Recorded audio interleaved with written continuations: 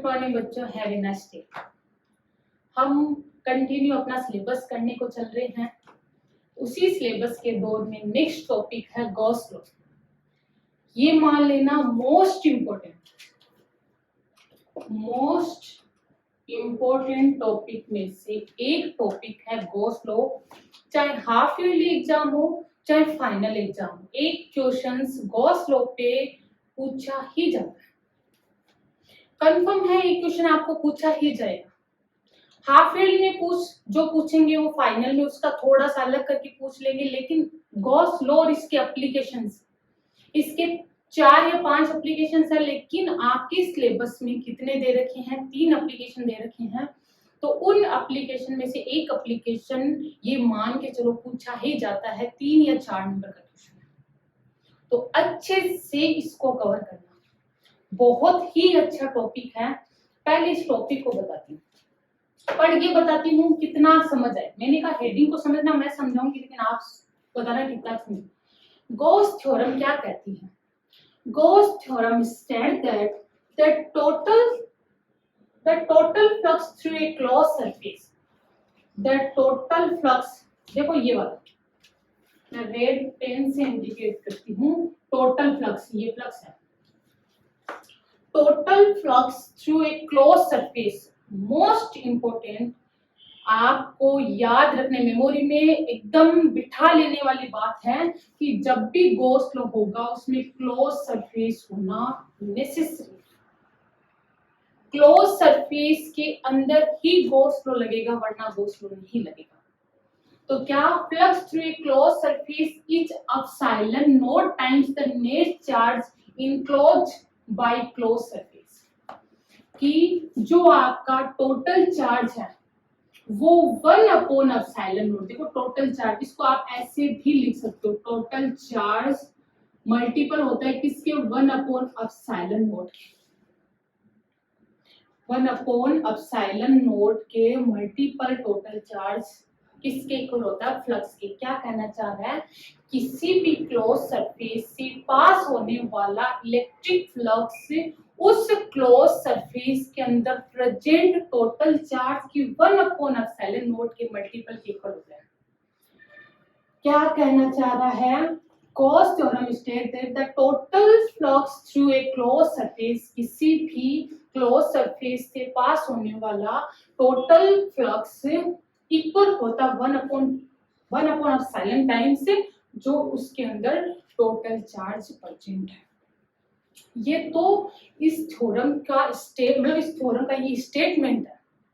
Proof करेंगे कि वास्तव में ऐसा होता है क्या। तो मैंने प्रूफ करने के लिए, मेरे को पता है क्लोज सरफेस होनी चाहिए, तो मैंने यहाँ पे क्लोज सरफेस ले ली। मैं प्रूफ हेडिंग डाल दी, प्रूफ करूंगी कि वास्तव में क्लोज सरफेस होनी चाहिए। तो मैं एक चार्ज लूंगी, कौन सा चार्ज? प्लस चार्ज, और उसको एक क्लोज सरफेस इस सरफेस के अंदर बंद कर दे। क्योंकि गॉस लॉ हमेशा कहता है कि मेरा रूल जब भी आप अप्लाई करो हमेशा कौन सा? क्लोज सरफेस बनाओ। क्लोज सरफेस जब तक नहीं बनाओगे मेरा रूल नहीं लगा सकते।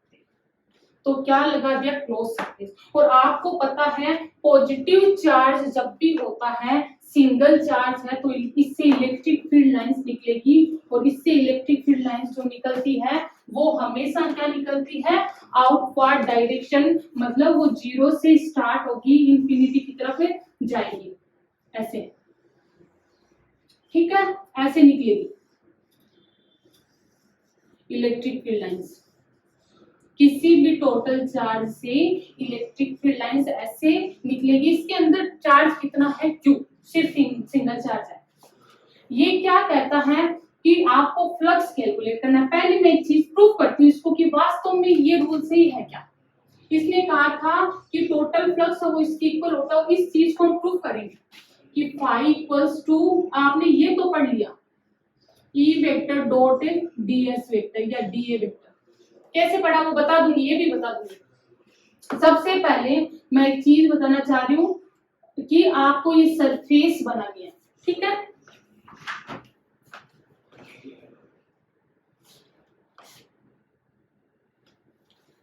यहाँ टोटल चार्ज अब देखो ये सरफेस है, इस सरफेस का अगर मैं इतना सा पार्ट लूं, ये सरफेस है, इस सरफेस का मैं इतना सा पार्ट लूं,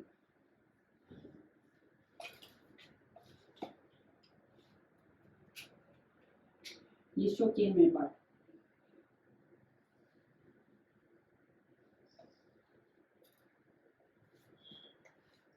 सबसे पहले अपने तरीके से फ्लक्स निकालते हैं हम। मैंने कहा था फ्लक्स का फॉर्मूला होता था, क्योंकि अगर पूरे सरफेस के लिए लो तो फाई, अपन क्या लेते छोटा सा पार्ट, तो फ्लक्स भी क्या होगा, एक बार इसको हटाती हूँ, फ्लक्स भी क्या होगा डी फाई। क्यों, इतने से पार्ट से फ्लक्स कितना होगा डी फाई। और फ्लक्स निकालने के लिए अपन ने एक फॉर्मूला पढ़ा था, इलेक्ट्रिक फील्ड लाइंस है ई, ये भी ई है, तो कितनी इलेक्ट्रिक फील्ड लाइंस पास हो रही है, ई वेक्टर। सरफेस कितना है, स्मॉल सरफेस है, तो मैंने उसको डी ए से, दोनों की डायरेक्शन क्या होगी, क्योंकि मैंने कहा था सरफेस ले रखा है, ये लाइन ऐसे तो गोला ऐसे तो जा रहा है, ऐसे घूमेंगे, तो सरफेस के परपेंडिकुलर क्या होता है, एरिया वेक्टर, तो एरिया डी ए वेक्टर भी कितना होगा, स्मॉल है, इसलिए मैंने क्या लिख दिया डी। मैंने चार्ज लिया, उसका स्मॉल पार्ट लिया है, तो मैं फ्लक्स निकालू अपने तरीके से डी ए वेक्टर। ये तो आपका पहले इलेक्ट्रिक फ्लक्स में पढ़ चुके, ऐसे फ्लक्स निकालते हैं, डॉट हटाऊं तो क्या आता है, E D A cos theta, theta कितना होगा, दोनों सेम डायरेक्शन में 0, तो D phi equals to E D A. और टोटल फ्लक्स ये इतने सा पार्ट, ऐसे ही मैं इसको बहुत सारे छोटे छोटे पार्ट में इतने सेम पार्ट में डिवाइड कर दूं, टोटल का निकालूं तो क्या कर दूं, इंटीग्रेशन कर दूं। टोटल का निकालने के लिए इस क्लोज सरफेस का पूरा, ये जो गोलक है ये इसका मतलब पूरा सरफेस क्लोज, पूरा बंद सरफेस है, उसका इंटीग्रेशन ई डॉट डी। इतने में मेरे पास टोटल का फ्लक्स आएगा नहीं आएगा, एक इतने से पार्ट का निकाल दिया और टोटल इंटीग्रेशन कर दिया तो पूरे सरफेस का आ गया। अब करो फाई की जगह फाई, ई तो बाहर निकालो, सब जगह इलेक्ट्रिक फील्ड सेम है, क्या रह जाएगा डी। डी इतने से पार्ट का एरिया है, पूरा पार्ट एक गोला है, और गोले का एरिया कितना होता है, गोले का एरिया कितना होता है, total area 4 pi r square, अगर इसकी रेडियस कितनी हो आर होता है ना, पूरा गोला बनाया है तो उसकी क्या हो जाएगी 4 पाई आर स्क्वायर। क्यों, क्योंकि आपको क्लोज सरफेस होनी चाहिए, वॉल्यूम होना चाहिए, जो ये होगा। गोला लिया है, स्पेयर लिया, तो स्पेयर का जो एरिया होता है वो कितना होता है 4 पाई आर स्क्वायर, मतलब D A total. D A तो क्या था इतना सा, लेकिन इंटीग्रेशन करेंगे तो ये पूरा बन जाएगा, और पूरे का एरिया का फॉर्मूला होता है 4 पाई आर स्क्वायर, फाई की जगह फाई। आगे इतनी चीज समझ आ गई, इसमें किसी के डाउट है तो बता दो।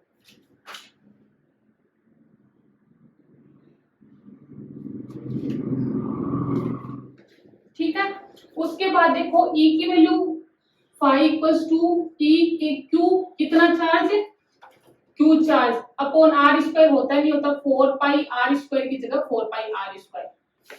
फिर अपन क्या करेंगे, K इक्वल्स टू क्या होता है 1 अपॉन 4 पाई एप्सिलॉन नॉट, तो फाई इक्वल्स टू क्या हो जाएगा, K की जगह 1 upon 4 pi epsilon naught, r square की जगह आर स्क्वायर, ऊपर जो है 4 पाई आर स्क्वायर, 4 पाई से 4 पाई कैंसिल, आर स्क्वायर से r square cancel, phi equals to क्या हो जाएगा, फाई क्यू है ना ऊपर, क्यू अपॉन एप्सिलॉन नॉट, और यू ये क्यू क्या है, क्लोज सरफेस के अंदर टोटल चार्ज, तो समीशन ऑफ क्यू भी लिख सकते हो। अब बताओ फाई का अपन लेके क्या चले थे, फाई की वैल्यू हम ये लेके चले थे, क्या लेके चले थे कि फाई इक्वल्स टू किसके होता है, इक्वेशन नंबर फर्स्ट और इक्वेशन नंबर सेकंड, दोनों को मिला के अपन कह सकते हैं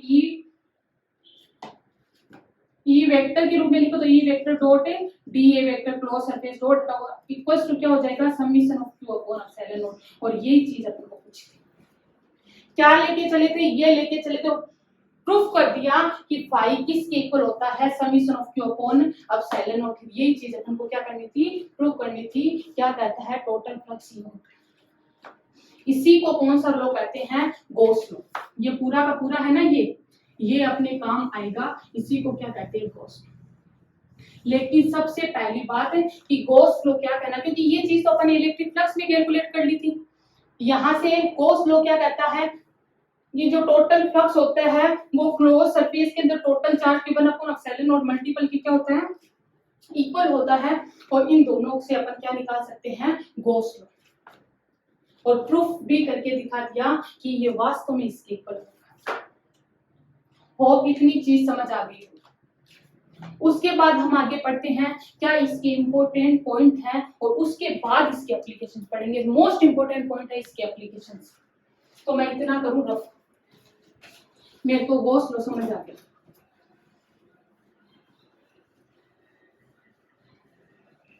प्रूफ बता दिया, अब इसके important point.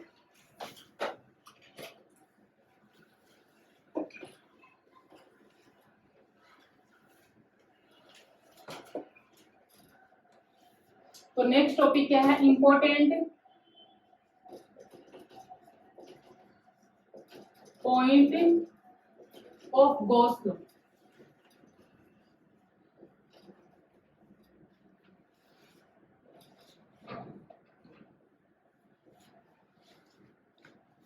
Important point of Gauss law.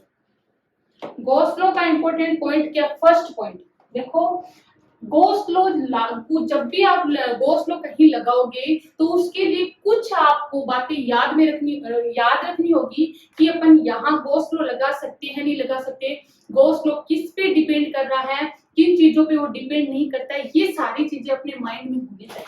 तो मैं ये सारी चीजें आपको बता रही हूँ। सबसे पहला पॉइंट क्या कहता है, गॉस लॉ स्क्वायर्ड लॉ को फॉलो करता है, कि स्क्वायर्ड लॉ कौन सा था, F1/r², कि जहां स्क्वायर लॉ लगेगा वहां गॉस लॉ लगेगा। ये स्क्वायर लॉ को क्या करता है, फॉलो करता है, फर्स्ट थिंग।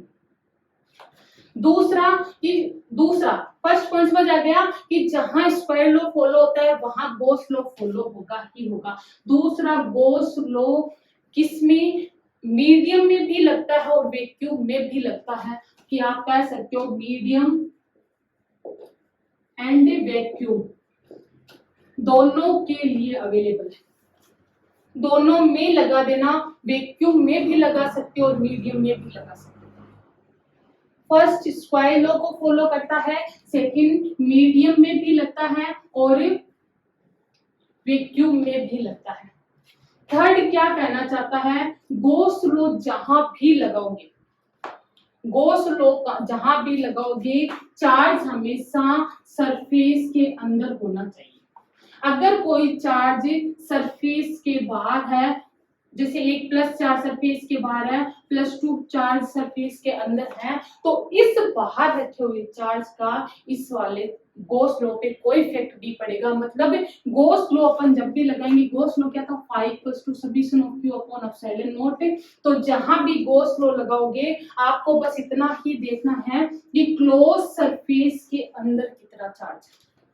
जैसे यहाँ टोटल चार्ज कितना है, Q, तो φ क्या हो जाएगा, Q/ε0 फ्लक्स। यहाँ टोटल चार्ज कितना है, 2Q, तो φ क्या हो जाएगा, टोटल चार्ज कितना है, 2Q/ε0। अगर आपके पास एक ऐसा सरफेस है जिसमें +Q, -4Q, -3Q, +2Q, तो आपका फ्लक्स कितना हो जाएगा, टोटल एड करो, total charge +4Q, -3Q, +2Q, total कितना हो जाएगा, /ε0 तो है ही, कितना हो जाएगा, ये 3 और ये 3 कैंसिल, -4Q/ε0। मतलब टोटल चार्ज अंदर कितना, अगर यहाँ एक बाहर रखा हुआ होता तो इसका कोई मतलब नहीं रहता। गॉस लॉ, अपन गॉस लॉ का नाम लेते ही जहां भी ये गॉस लॉ लगाना है वहां सबसे पहले एक चीज ध्यान रख लेना कि किसी भी क्लोज सरफेस के अंदर चार्ज कितना है।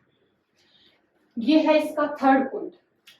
फोर्थ पॉइंट आप पूछोगे मैडम जो आप कंटिन्यू बोले जा रहे हो, क्लोज सरफेस, ये क्लोज सरफेस कैसी होनी चाहिए, तो देखो ये जो क्लोज सरफेस होती है, ये जो क्लोज सरफेस होती है वो एक इमेजिनरी सरफेस है।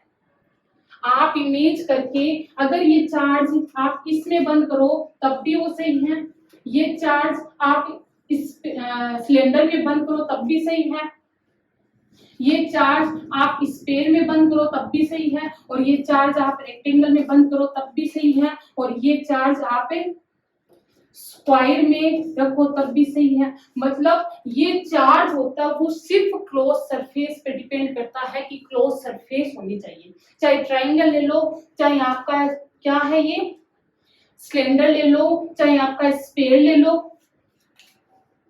सिलेंडर ले लो, चाहे स्पेयर ले लो, चाहे ट्रायंगल ले लो, चाहे रेक्टेंगल ले लो और चाहे स्क्वायर ले लो, किसी में ले लो, लेकिन क्लोज सरफेस होनी चाहिए, क्योंकि क्लोज सरफेस एक इमेजिनरी पार्ट होता है। हम अपनी सुविधा के लिए उसको कैसा भी ले सकते हैं, वो जरूरी नहीं है कि ऐसा ही हो।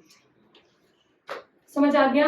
नेक्स्ट पॉइंट, 4 पॉइंट हो गए। नेक्स्ट 5th पॉइंट क्या कहता है कि चार्ज अगर यहाँ रखा हुआ हो तब भी गॉस लॉ फॉलो होगा, ये चार्ज अगर यहाँ रखा हुआ हो तब भी लगेगा, और ये चार्ज बिंड में रखा हुआ हो तब भी रहेगा। तीनों के लिए गॉस लॉ सेम होगा, क्योंकि गॉस लॉ कहता है summation Q upon epsilon not, वो सिर्फ टोटल चार्ज पूछता है, यहाँ कितना है Q upon epsilon not first में।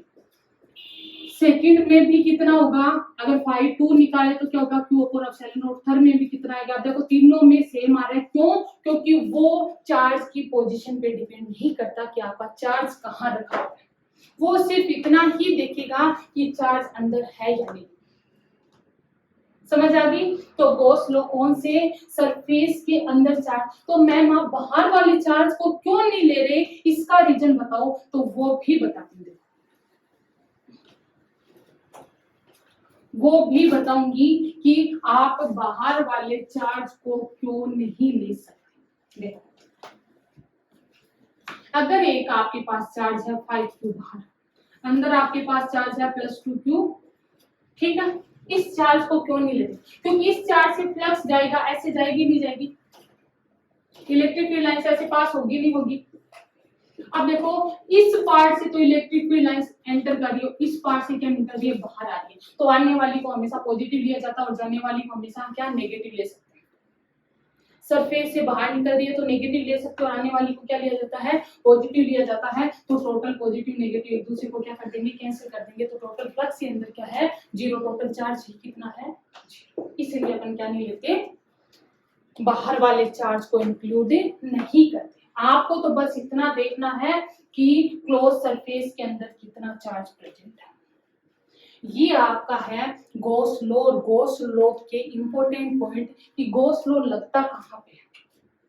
सबसे मेन थिंग होती है कि आपको जिस चार्ज के लिए लेना है वो चार्ज क्लोज होना चाहिए, क्लोज नहीं है तो आप उसको क्लोज करोगे। थर्ड, इंफिनिटी लेंथ की जितनी भी चीजें हैं जिसमें चार्ज का डिस्ट्रीब्यूशन सेम है, जैसे इनफाइनाइट लेंथ का वाइड है और इसमें सेम चार्ज डिस्ट्रीब्यूशन है, तब भी स्पेयर है जिसमें चार्ज डिस्ट्रीब्यूशन सेम है।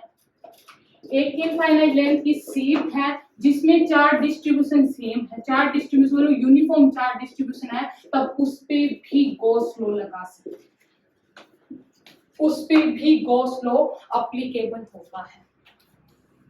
तो इतनी पॉइंट आपको अच्छे से क्या होने चाहिए, याद होने चाहिए कि गॉस लॉ किन किन पे लगता है,